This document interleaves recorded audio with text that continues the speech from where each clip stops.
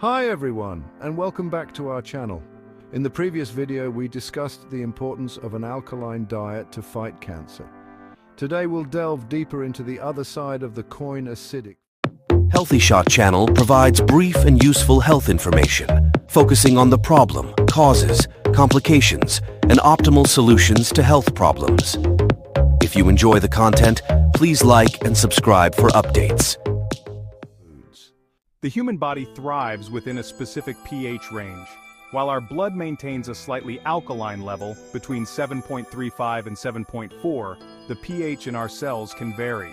It's believed that an acidic cellular environment can promote the growth of diseases like cancer. Certain foods can create an acidic environment after they're digested.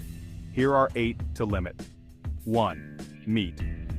Red meat and processed meats are high in protein and phosphorus, contributing to an acidic load. 2.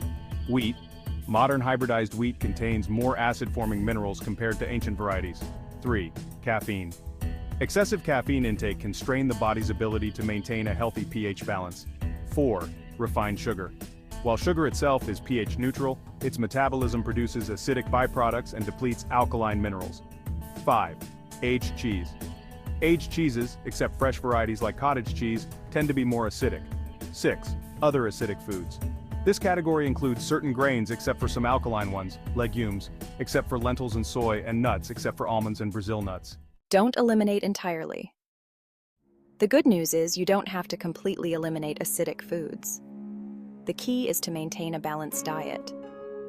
Ideally, 80% of your intake should be alkaline forming, like fruits, vegetables, and legumes, and 20% acidic. Remember, a balanced diet is crucial for overall health. We'll explore more alkaline foods in future videos. Stay tuned for more tips to fight cancer naturally.